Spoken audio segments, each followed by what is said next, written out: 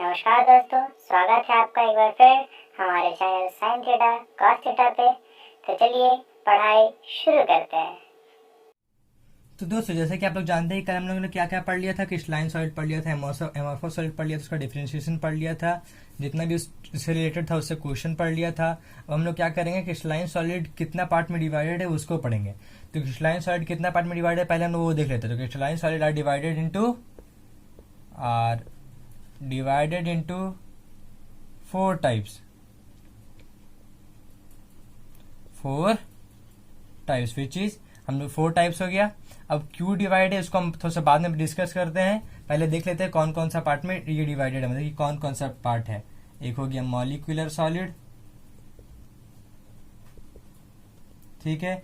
एक हो गया आयोनिक सॉलिड, एक हो गया मेटेलिक सॉलिड, और एक हो गया क्या, कोवलेंट और नेटवर्क सॉलिड। इसको मतलब कि नेटवर्क सॉलिड बोलो चाहे कोवलेंट सॉलिड बोलो, जो भी सेम है, ठीक है। अब क्रिस्टलाइन सॉलिड ये चारों में डिवाइड किस बेसिस पे हुआ है। क्रिस्टलाइन सॉलिड का ये जो चारों का पार्ट हुआ है इसका, ये किस पार्ट पे डिवाइडेड है। किस पार्ट पे डिवाइडेड है, intermolecular force, nature of inter molecular force. ये चारों पार्ट किस पे डिवाइडेड है, इंटरमॉलिक्यूलर फोर्स पे। समझ रहे मैं क्या बोलना चाहता हूँ कि जो ये क्रिस्टलाइन सॉलिड को हम लोग 4 हिस्सा में तोड़े हैं, और किस बेसिस पे तोड़े हैं। जैसे होता नहीं कि अगर ये एक भाई है, मतलब कि एक पापा है, इसका 4 बेटा है, तो चारों बेटा को अलग अलग अगर पैसा वैसा देगा तो उसका गुण के अनुसार देता है। मतलब कि डिवाइडेड होता है, कुछ कारण से ना पैसा डिवाइड होता है। तो इसलिए बोला जा रहा है कि एक इसका ये है, इसका चार है वारिस, तो ये चारों डिवाइड है तो किस कारण से है, नेचर ऑफ इंटरमॉलिक्यूलर फोर्स। आपको ये चीज याद रखना होगा, ये चीज जल्दी कोई याद नहीं रखता। अगर एग्जाम में 1-2 नंबर का पूछ दिया तो 1-2 नंबर के कारण ही आदमी फेल हो सकता है। समझ रहे हैं बात को, ठीक है। अब हम लोग इसको पढ़ लिए। अब क्या करते हैं कि सबका अलग अलग पढ़ लेते हैं, ठीक है। तो दोस्तों, ये रहा आप लोग का मॉलिक्यूलर सॉलिड का चार्ट। अब इस चार्ट में हम लोग इसका बारे में हर चीज पढ़ेंगे, और इसी चार्ट से आप लोग डेफिनेशन भी क्रिएट कर सकते हैं। जैसे कि पहला पॉइंट क्या हो जाएगा कि जो मॉलिक्यूलर सॉलिड है वो 3 पार्ट में टूटा हुआ है। क्या, नॉन पोलर, पोलर और क्या है, हाइड्रोजन बॉन्ड। कौन कौन सा पार्ट में टूटा हुआ मॉलिक्यूलर सॉलिड, एक नॉन पोलर, एक पोलर और एक हाइड्रोजन बॉन्ड, ठीक है।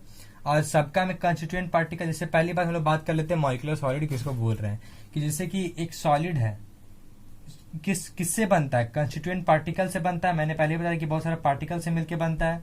तो जो बीच का पार्टिकल है वो एटम रहे, चाहे मॉलिक्यूल रहे, चाहे आयन रहे, वो तो हम बताते हैं सॉलिड में। लेकिन अगर मॉलिक्यूल सॉलिड रहा तो क्या रहेगा, सारा ये जो कंस्टिट्यूएंट पार्टिकल क्या हो जाएगा, मॉलिक्यूल हो जाएगा। कंस्टिट्यूएंट पार्टिकल क्या हो जाएगा, मॉलिक्यूल हो जाएगा। समझ में आ रहा है, बात समझ गए यहाँ तक। ये दोनों क्लियर हो गया। इसका पार्ट है तीनों, और सब में कौन सा पार्टिकल रहेगा, कंस्टिट्यूएंट पार्टिकल रहेगा। मॉलिक्यूलर सॉलिड में भी कौन सा पार्टिकल रहेगा, मॉलिक्यूल रहेगा। समझ रहे हैं बात को, ठीक है। अब देखिए मैंने क्या बोला था कि जो क्रिस्टलाइन सॉलिड वो किसके बेसिस पे डिफरेंशिएट हो रहा है, इंटरमॉलिक्यूलर फोर्स के बीच में। मतलब कि वो बॉन्डिंग चाहे अट्रैक्शन के बीच में, हम उसको बोल सकते हैं बॉन्डिंग, चाहे वो दोनों के बीच का अट्रैक्शन के बीच में। बात क्लियर है, ठीक है। तो नॉन पोलर जो होगा, नॉन पोलर मॉलिक्यूलर सॉलिड, उसका बीच का जो कंस्टिट्यूएंट पार्टिकल रहेगा, वो जो दो को कंस्टिट्यूएंट पार्टिकल रहेगा, तीनों दोनों में कौन सा फोर्स लगेगा, बीच में लगेगा डिस्पर्शन फोर्स, जो हम लोग 11वीं क्लास में पढ़े हैं। और उसको हम लोग क्या बोलते हैं, लंदन फोर्स भी बोलते हैं। क्या बोलते हैं, लंदन फोर्स भी बोलते हैं। यहां तक क्लियर है, समझ रहे हैं बात को। याद करिए, जब दो नॉन पोलर था, एक नॉन पोलर था और एक नॉन पोलर था, दोनों के बीच में अट्रैक्शन फोर्स लगता था, कौन सा फोर्स लगता था, डिस्पर्सन फोर्स। और उसको कौन सा फोर्स बोलते थे, लंदन फोर्स बोलते थे। यहां तक क्लियर है, ये पॉइंट क्लियर हो गया यहां तक, ठीक है। अब पोलर जब दो पोलर के बीच में कौन सा फोर्स लगता था, डायपोल इंट्रैक्शन लगता था, उसको हम लोग क्या बोलते थे, किज्म फोर्स भी बोलते थे। तो इसको डायपोल लिखिए चाहे किज्म फोर्स लिखिए, हम इसको क्या बोल रहे हैं, किज्म फोर्स लिख दे रहे हैं। क्या लिख दे रहे हैं, कीजन फोर्स। ये दोनों का बीच में कौन सा फोर्स बॉन्डिंग लग रहा है, कीजन फोर्स लग रहा है, ठीक है। अब हाइड्रोजन बॉन्ड है तो उसमें तो सिंपल सा है, इसमें हाइड्रोजन बॉन्डिंग लगेगा। क्या लगेगा, हाइड्रोजन बॉन्डिंग अट्रैक्शन। जैसे कि दो हाइड्रोजन के बीच में फोर्स है तो उसको हाइड्रोजन बॉन्डिंग ही बोलेंगे। कौन सा बॉन्ड लग रहा है, हाइड्रोजन बॉन्डिंग लग रहा है। ये दोनों का बीच में फोर्स कौन सा लग रहा था, एक हो गया लंदन फोर्स, एक हो गया कीजन फोर्स। इसका बीच में बॉन्डिंग कौन सा लग रहा था, हाइड्रोजन बॉन्डिंग लग रहा था। क्लियर हो गया यहाँ तक। अब नॉन पोलर का एग्जाम्पल कौन सा हो गया, इसको हम लोग क्या बोल सकते हैं, कार्बन टेट्राक्लोराइड भी इसका हो सकता है एग्जाम्पल, ठीक है। कार्बन टेट्राक्लोराइड हो गया, नहीं तो आर्गन हो गया, ये सब इसका एग्जाम्पल हो गया। फिर अगर हम लोग बात करेंगे पोलर का तो HCl हो जाएगा। पोलर तो आपको ऐसे ही पता चल रहा है कि ये पोलर है। SO2 भी हो गया क्योंकि इसका 2- इसका 2+। समझ रहे हैं बात को मैं क्या बोलना चाहता हूँ, यहाँ तक क्लियर है आपका। अब इसका एग्जाम्पल क्या हो जाएगा, H2O। अब बोलेंगे H2O तो सॉलिड है नहीं, इसीलिए H2O मतलब आइस फॉर्म में हम लोग बात करेंगे। क्या करेंगे, आइस फॉर्म में बात करेंगे। यहाँ तो सॉलिड का बात हो रहा है ना, ये तो सॉलिड है इसलिए यहाँ पर क्या हो जाएगा, आइस हो जाएगा, ठीक है। H2O ice. अब हम लोग क्या बात करते हैं, सबका नेचर बात कर लेते हैं कैसा है, कि हार्ड है कि सॉफ्ट है। तो नॉन पोलर क्या रहेगा, सॉफ्ट नेचर का रहेगा। अब तो बोलेंगे सॉलिड ये क्या होता है, हार्ड होता है पूरा हार्ड ये, लेकिन नहीं, कुछ कंडीशन होता है सबका। नॉन पोलर कंडीशन है वो सॉफ्ट होगा, ये पोलर का भी कंडीशन है वो सॉफ्ट नेचर का होगा, ठीक है। लेकिन हाइड्रोजन बॉन्डिंग क्या होगा, हार्ड नेचर का होगा। आइस तो जानते हैं ये हार्ड होता है।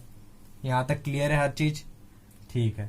अब देखिए तो लोग में इलेक्ट्रिकल कंडक्टिविटी, मतलब कि नॉन पोलर में इलेक्ट्रिकल कंडक्टिविटी क्या होगा, इंसुलेटर होगा कि कंडक्टर होगा।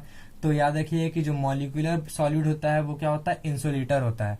तो क्या हो जाएगा यहाँ पर, इंसुलेटर इंसुलेटर इंसुलेटर। इसमें कोई डिफ्रेंशिएशन नहीं है, कोई भी डिफरेंस किसी में नहीं रहेगा। तीनों क्या है, तीनों इंसुलेटर ही रहेगा, ठीक है। नॉन पोलर इंसुलेटर हो गया, पोलर इंसुलेटर हो गया, और ये हाइड्रोजन बॉन्डिंग में इंसुलेटर हो गया, ठीक है। यहाँ तक हर चीज क्लियर हो गया। अब लोग क्या बात करते हैं, मेल्टिंग पॉइंट। तो मेल्टिंग पॉइंट मॉलिक्यूलर सॉलिड का बहुत लो होता है, सबका लो होता है। क्या होता है, सबका लो होता है। लेकिन जो नॉन पोलर होता है उसका क्या होता है, वेरी लो होता है। क्या होता है, वेरी लो होता है। हम लोग सबको फिर से एक बार रिविजन कर लेते हैं कि नॉन पोलर उसका, देखिए नॉन पोलर का कंस्टिट्यूएंट पार्टिकल कौन सा रहता है, मॉलिक्यूल रहता है। बॉन्डिंग कौन सा रहता है नॉन पोलर में, याद करिए, लंदन फोर्स। एग्जाम्पल उसका कौन सा हो गया, कार्बन टेट्राक्लोराइड। फिजिकल नेचर कौन सा हो गया उसका, बताइए जल्दी बताइए, मैंने आपको अभी ये बताया, सॉफ्ट, ठीक है। इलेक्ट्रिकल कंडक्टिव क्या होता है, इंसुलेटर। क्या मॉलिक्यूलर सॉलिड तो इंसुलेटर होता है। Melting point very low.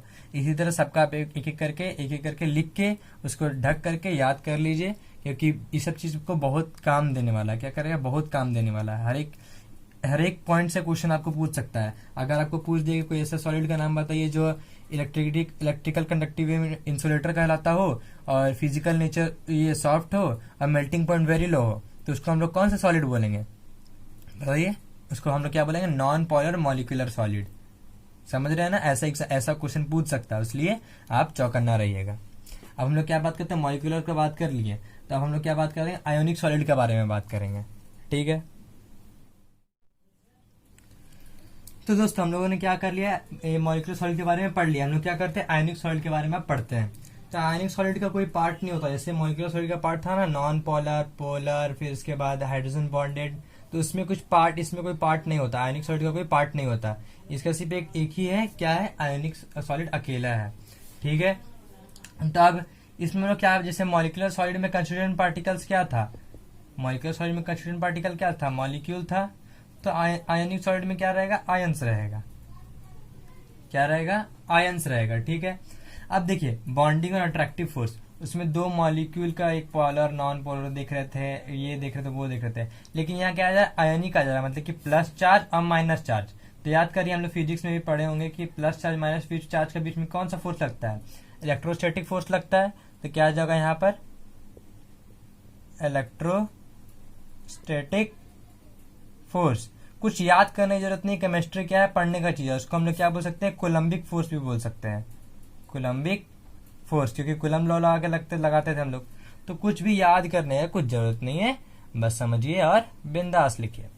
तो और इसका क्या हो जाएगा, एग्जाम्पल क्या हो जाएगा, एग्जाम्पल जो प्लस माइनस में रहेगा NaCl, ठीक है। इसका ZnS, MgO, ये सब चीज भी सिंपल सा चीज है, कोई याद करने जरूरत नहीं, बस आपको प्लस माइनस देखना है कि आयंस किस में टूटेगा। NaCl यहाँ NaCl है, MsCl नहीं समझ लीजिएगा इसको, ठीक है। अब देखिए यहाँ तक हो गया। अब इसका क्या हम लोग बताते हैं फिजिकल नेचर। फिजिकल नेचर इसका हार्ड रहेगा, बट ये क्या रहेगा, ब्रिटल रहेगा। अब ब्रिटल का मतलब क्या होता है, गेस करिए क्या होता होगा। अगर आप लोगों को पता होगा तो बहुत अच्छा बात है, अगर नहीं पता तो मैं बताऊंगा। ब्रिटल का मतलब ये हुआ कि वो टूट जाएगा आसानी से। हार्ड रहेगा लेकिन जो टूट जाएगा, क्या होगा, टूट जाएगा आसानी से। वो हार्ड कितना भी रहे लेकिन अगर उसमें फोर्स ज्यादा हम लगा रहे हैं तो क्या हो जाएगा, टूट जाएगा आसानी से 2 पीस में। समझ रहे बात को, ठीक है। हार्ड एंड ब्रिटल का मतलब, हार्ड बट ब्रिटल का मतलब ये हुआ कि हार्ड है पूरा, एकदम पूरा हार्ड है, लेकिन क्या होगा, अगर हथौड़ा मारा जब कुछ भी कर रहे हैं, फोर्स ज्यादा लगा रहे हैं तो क्या हो जा रहा है, वो 2 हिस्से में टूट जा रहा है। ठीक है, यहाँ तक क्लियर है। अब देखिए इलेक्ट्रिकल कंडक्टिविटी, हम लोग पढ़े थे कि जो ये मॉलिक्यूलर सॉलिड है उसका इलेक्ट्रिकल कंडक्टिविटी क्या होता है, सारा कोई इंसुलेटर होता है। यहाँ तक क्लियर है। आयनिक सॉलिड में क्या हो जाएगा कि वो ये भी इंसुलेटर है, बट इन ओनली सॉलिड, क्या हो जाएगा, इन सॉलिड स्टेट। बस ये सॉलिड स्टेट में ही इंसुलेटर कहलाएगा।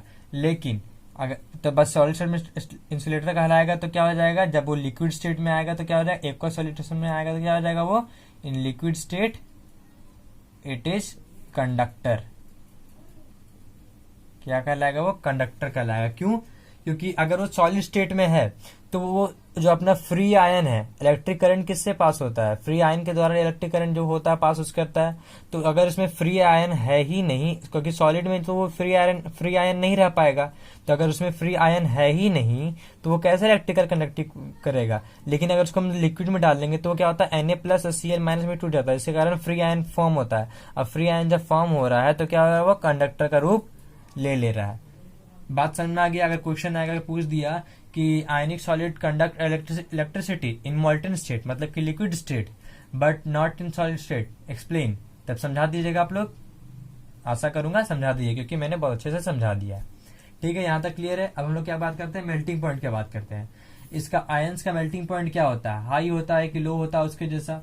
इसका क्या होता है, हाई होता है। क्या होता है, इसका मेल्टिंग पॉइंट क्या होता है, हाई होता है। यहाँ तक सब चीज क्लियर हो गया। आयनिक सॉलिड के बारे में हम लोग पढ़ लिए। अब हम लोग क्या बात करेंगे इसके बाद, कौन सा है सॉलिड हम लोग का, मेटेलिक सॉलिड। तो हम लोग मेटेलिक सॉलिड को देखते हैं कि इसको कैसे कैसे क्या क्या पढ़ना है। तो दोस्तों हम लोगों ने क्या क्या कर लिया था, हम लोगों ने पढ़ लिया था क्या, ये मॉलिक्यूलर सॉलिड पढ़ लिया था, आयनिक सॉलिड पढ़ लिया था। हम लोग क्या पढ़ेंगे, मेटेलिक सॉलिड पढ़ेंगे। ठीक है, तो मेटेलिक सॉलिड का कंस्टिट्यूएंट पार्टिकल कौन सा रहेगा, जिसे इसमें तो था आयन था, मॉलिक्यूल्स था। तो इसमें क्या होगा ना कि इसमें पॉजिटिव आयन होगा उसका पार्टिकल, पॉजिटिव आयंस।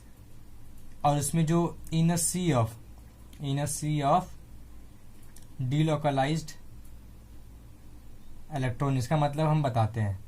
जैसे कि मेटल में आप जानते हैं कि मेटल क्या है, गुड कंडक्टर होता है। गुड कंडक्टर क्यों होता है, वो क्या होता है, फ्री आयंस, फ्री इलेक्ट्रॉन्स उसमें होता है, इसलिए होता है। फ्री इलेक्ट्रॉन होता है, क्यों, फ्री इलेक्ट्रॉन तभी होता है, तभी वो गुड कंडक्टर कहलाता है। यहाँ तक क्लियर है, आप सब समझ रहे हैं। अब यहाँ पर देखिए positive ions in sea of delocalised electron. इसका डीलोकलाइज्ड इलेक्ट्रॉन का मतलब क्या हुआ कि फ्री इलेक्ट्रॉन, मतलब कि वो फ्री है, उसका कोई जगह फिक्स नहीं है, वो डीलोकलाइज्ड है, उसका कोई पोजीशन फिक्स नहीं है। क्या है, उसका पोजीशन कोई फिक्स नहीं है।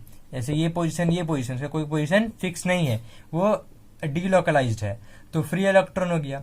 अब सी क्या हुआ, समुद्र, मतलब कि बहुत सारा सी डीलोकलाइज्ड इलेक्ट्रॉन का बीच में पॉजिटिव आयंस। बात समझ रहे हैं, इसका मतलब क्या हुआ, पार्टिकल, इसमें किस टाइप का पार्टिकल रहेगा, इसमें बहुत सारा डीलोकलाइज मतलब फ्री इलेक्ट्रॉन रहेगा, और उसके साथ साथ क्या रहेगा, पॉजिटिव आयंस रहेगा। समझ रहे हैं मेटेलिक सॉलिड का पार्टिकल का क्या, कौन कौन सा पार्टिकल है इसमें। ठीक है, इसमें कौन सा बॉन्डिंग है, इसमें है मेटेलिक बॉन्डिंग, मेटेलिक बॉन्डिंग। यहां तक क्लियर है। मेटेलिक बॉन्डिंग क्यों है, मेटल से है तो मेटेलिक बॉन्डिंग करा रहा है। ये इसमें कोई क्लू ऐसा कुछ है नहीं समझाने लायक। ठीक है, तो अब एग्जाम्पल, एक से एग्जाम्पल क्या हो गया जानते हैं, आयरन हो गया, कॉपर हो गया, सिल्वर हो गया, मैग्नीशियम हो गया, मेटल सारा सब एग्जाम्पल हो गया। ठीक है। अब फिजिकल नेचर आप लोग तो जानते हैं, ये हार्ड होता है। अब हार्ड होता है बट क्या, but malleable and ductile. Alloy का मतलब तो आप जानते ही होंगे, पहले पढ़े हैं। इसका मतलब कि कोई भी हार्ड सब्सटेंस मेटल को हम लोग पीट के कोई भी शेप दे सकते हैं। मेलिएबल मतलब कि थिन वायर में कन्वर्ट कर सकते हैं, चाहे शेप दे, सॉरी मेलिएबल मतलब कि शेप दे सकते हैं, और डक्टाइल मतलब उसको थिन वायर में भी कन्वर्ट कर सकते हैं हम लोग। समझ रहे हैं बात को? मेलिएबल मतलब कि पीट के क्या कर रहे हैं हम लोग, उसको एक प्लेट में कन्वर्ट कर दे रहे हैं, कोई शेप दे रहे हैं। और डक्टाइल मतलब उसको थिन वायर में भी हम लोग क्या कर दे रहे हैं, कन्वर्ट कर दे रहे हैं। ये सब तो इजी है, hard but malleable and ductile है। ये क्लियर हो गया यहाँ तक, इतना चारों क्लियर हो गया। अब हम लोग क्या बात कर रहे थे, इलेक्ट्रिकल कंडक्टिविटी। ये कंडक्टिविटी, इसका इलेक्ट्रिकल कंडक्टिविटी कैसा रहता है, ये क्या है, कंडक्टर होता है। हम तो पहले ही इसको जानते हैं, कंडक्टर होता है। और क्या होता है, ये सॉलिड स्टेट में भी कंडक्टर है, और क्या है, एक्वस सॉल्यूशन में भी, मतलब कि लिक्विड स्टेट में भी, मोल्टन स्टेट में भी वो क्या है, कंडक्टर है। इसका हर जगह ये दोनों स्टेट में क्या है, कंडक्टर है। और इसका जो मेल्टिंग पॉइंट है क्या है, फेयरली हाई है। फेयरली का मतलब क्या हो जाएगा यहाँ पर, वेरी हाई डिग्री। फेयरली का मतलब क्या हो जाएगा, वेरी हाई डिग्री, मतलब कि बहुत ही ज्यादा इसका मेल्टिंग पॉइंट है। यहाँ तक पूरा क्लियर हो गया। तो क्या ना, हम जो मेटलिक के बाद कौन सा सॉलिड आता है, कोवेलेंट सॉलिड। तो हम लोग इसको कोवेलेंट सॉलिड पढ़ लेते हैं। इतना ही एरिया में क्या कर देते हैं हम लोग, कोवेलेंट सॉलिड पढ़ लेते हैं। कोई दिक्कत तो नहीं है कोवेलेंट सॉलिड पढ़ने में, इतना एरिया में? चलिए नहीं है, ठीक है। तो इसमें कौन सा पार्टिकल रहेगा, एटम्स रहेगा। क्या रहेगा, एटम्स रहेगा। पहले बात है, कोवैलेंट का मतलब क्या होता है, कोवैलेंट का मतलब equal sharing of atom. Equal sharing क्या हो गया यहाँ पर, इक्वल शेयरिंग हो गया यहाँ पर। को मतलब इक्वल, और वैलेंट मतलब शेयरिंग, इक्वल शेयरिंग। ठीक है, कोवैलेंट का मतलब इक्वल शेयरिंग हो गया। इसमें पार्टिकल कौन सा रहेगा, एटम्स रहेगा। ठीक है, एटम्स रहेगा। इसका बॉन्डिंग क्या होगा, कोवैलेंट सॉलिड है तो क्या होगा, कोवैलेंट बॉन्डिंग होगा। दोनों सेम होगा, जैसे कि ये मेटलिक था तो मेटलिक बॉन्डिंग, ये कोवैलेंट था तो कोवैलेंट बॉन्डिंग। सही है। एग्जाम्पल क्या हो गया, जो पहले हम लोग बताए थे, SiO2, इसको क्या बोलते हैं, क्वार्ट्ज बोलते हैं। ठीक है, फिर SiC बोल सकते हैं आप, SiC कुछ भी बोलिए, डायमंड बोलिए, ठीक है। उतना ये तो अपना कोवैलेंट बॉन्डिंग है, कि कोवैलेंट जो होता है ना, फोर्स होता है ना, वो सबसे हार्डेस्ट फोर्स होता है। वो सबसे ज्यादा हार्डेस्ट फोर्स होता है। क्यों होता है, क्योंकि वो इक्वल शेयरिंग करता है। जैसे मान लीजिए दोस्त है, ठीक है, ये इसको 10 रुपए दिया कभी, और फिर ये भी जाके कभी इसको 10 रुपए दे दिया, तो ये दोनों गहरा दोस्त हो गया। लेकिन ये 10 रुपए दिए इसको, लेकिन ये बाद में इसको 8 ही रुपए लौटाया, तो नाम रहा है कि 2 रुपए लौटाया नहीं, दुश्मनी कर लेगा। तो वही है कि ये पूरा इक्वली शेयरिंग करता है। इक्वली शेयरिंग कर रहा है तो ये पूरा पक्का दोस्त हो गया, मतलब कि पूरा हार्डेस्ट हो गया ये। समझ रहे बात को? ठीक है, तो इसका एग्जाम्पल क्या हो गया, क्वार्ट्ज हो गया। और एक एग्जाम्पल हो गया इसका कार्बन जो हो गया, कार्बन का ग्राफाइट फॉर्म। जानते हैं आप लोग कार्बन का ग्राफाइट फॉर्म, वो ग्राफाइट किसका, कार्बन से ही ना बनता है। ठीक है, तो ये दो अलग अलग हिस्सा में क्या होगा, टूटेगा। यहाँ से क्या होगा, दो अलग अलग हिस्सा में टूटेगा। ये कार्बन का ग्राफाइट फॉर्म क्या एक्सेप्शनल केस है, सिर्फ इसके लिए अलग है। बाकी जितना भी एटम रहेगा मतलब कोवैलेंट बॉन्ड में, उसके लिए सब ये ऊपर अलग कहलाएगा। लेकिन जितना भी ग्रेफाइट का, सिर्फ ग्रेफाइट के लिए अलग चीज है। ये हार्ड होता है, कोवैलेंट बॉन्ड क्या होता है, हार्ड होता है। कोवैलेंट सॉलिड क्या होता है, हार्डेस्ट इन नेचर होता है। क्या होता है, हार्ड होता है। ना ये मेलेबल डक्टाइल नहीं होता है, ना ये ब्रिटल होता है। क्या होता है, ये हार्ड होता है। ये सब कोवैलेंट सॉलिड के लिए, एक्सेप्शनल ग्रेफाइट के लिए, ग्रेफाइट के लिए। फिर ये क्या होता है, इंसुलेटर होता है। क्या होता है, ये इंसुलेटर होता है। कोवैलेंट सॉलिड क्या होता है, इंसुलेटर होता है। और इसका ये क्या हो गया, वेरी हाई हो गया। क्या हो गया, वेरी हाई। क्या है ये, मेल्टिंग पॉइंट। इसका मेल्टिंग पॉइंट क्या हो गया, वेरी हाई हो गया। लेकिन ग्रेफाइट के लिए हम लोग अगर बात करेंगे तो ये क्या होता है, सॉफ्ट होता है, ये कंडक्टर होता है, और ये तो वेरी हाई रहेगा ही, ये वेरी हाई ही होता है। यहां तक क्लियर हो गया होगा। मैं इसको फिर से कर देता हूं कि कोवैलेंट बॉन्ड में कंस्टिट्यूएंट पार्टिकल कौन कौन सा रहता है, एटम रहता है। उसका बॉन्डिंग कौन सा बीच में हो गया, कोवैलेंट बॉन्डिंग हो गया। फिर उसके बाद क्या हो गया यहाँ पर, ये SiO2, ये क्वार्ट्ज है। ये SiO2 को क्वार्ट्ज बोलते हैं। क्या है, एग्जाम्पल है इसका, क्लियर है, कोई दिक्कत नहीं है। इसका क्या है, एग्जाम्पल है। इसका एक और एग्जाम्पल है कार्बन का ग्राफाइट फॉर्म। उस ग्राफाइट फॉर्म क्या हुआ, कोवलेंट सॉलिड का एक एक्सेप्शनल केस कहला रहा है। क्या हो रहा है, एक एक्सेप्शनल केस कहला रहा है जो कि उससे काफी अलग है। ये अगर हार्ड होता है कोवलेंट सॉलिड तो वो ग्राफाइट क्या होगा, सॉफ्ट होगा। अगर कोवलेंट सॉलिड क्या इंसुलेटर होता है तो वो क्या होगा, कंडक्टर होगा। और फिर जो मेल्टिंग पॉइंट होता है दोनों का, वो क्या होगा, वेरी हाई होगा। तो यहाँ तक तो कोई दिक्कत नहीं होना चाहिए, हर चीज क्लियर हो गया। अब इसमें तो कोई दिक्कत नहीं है, हर चीज सब चीज क्लियर है। अब हम लोग क्या करेंगे कि यहाँ तक इस जितना भी सॉलिड का पार्ट पढ़े वो सबको यहीं तक रहने देंगे। एक दिन आप समझिए अच्छा से, इसको अच्छा से पढ़िए। अब हम लोग क्या करेंगे, अगले दिन बढ़ेंगे क्रिस्टल लैटिस के तरफ, primitive and centre unit cell क्या होता है क्या नहीं होता है, उसको हम लोग क्या करेंगे आगे जाके देखेंगे। तो तब तक के लिए thank you and have a